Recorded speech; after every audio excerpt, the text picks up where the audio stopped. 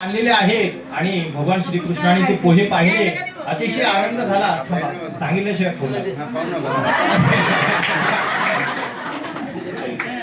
कृष्णाला जमत नाही.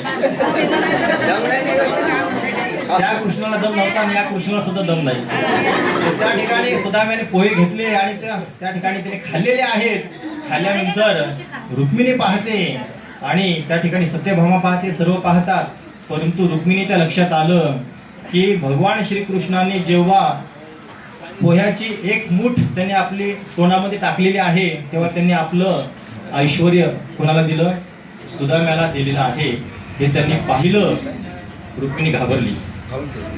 आपलं संपूर्ण ऐश्वर्य सुदाम्याला दिलेलं आहे आणि आता पुन्हा त्यांनी मूठ भरून पोह्याची दुसरी मूठ घेतलेली आहे आणि ती सुद्धा त्यांनी आपल्या मुखामध्ये टाकलेली आहे. आणि त्या दुसऱ्या मुठीमध्ये भगवान श्रीकृष्ण खाल्ली का? खाल्ली का? दुसरी पण खाल्ली का? खाऊ नका देऊ त्यात पोहे. त्या बाईने सांग, हा तो खायला लागला की हात धरा, हात धरा, हात धरा. लक्ष द्या, लक्ष देऊन ऐकायचं, नंतर हात धरायचा.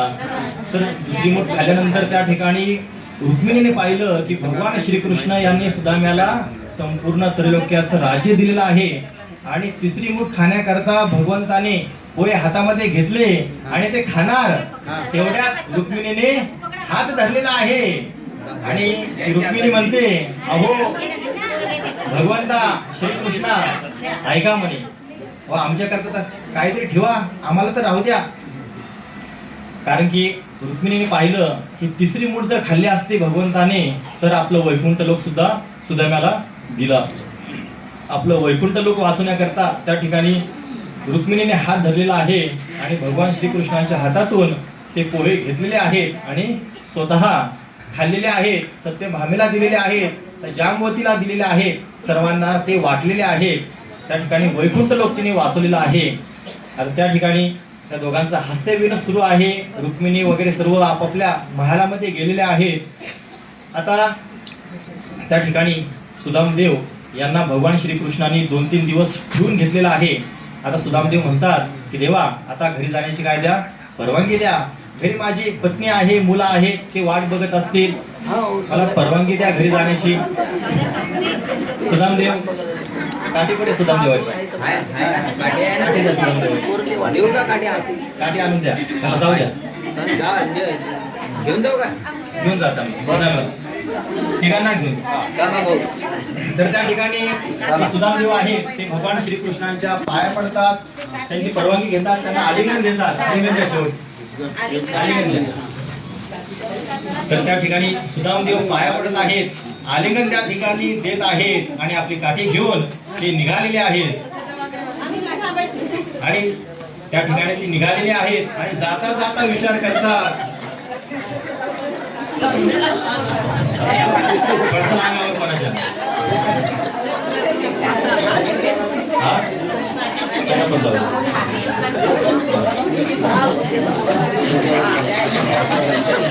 गोपाल कृष्ण भगवान की जय, सुदामदेव महाराज की जय.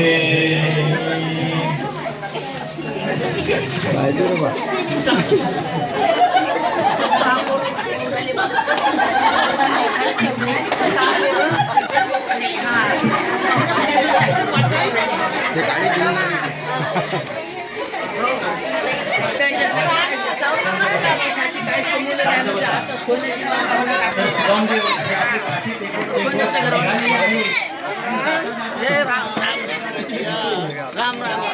आता सोन्याचं घर होणार आमचं.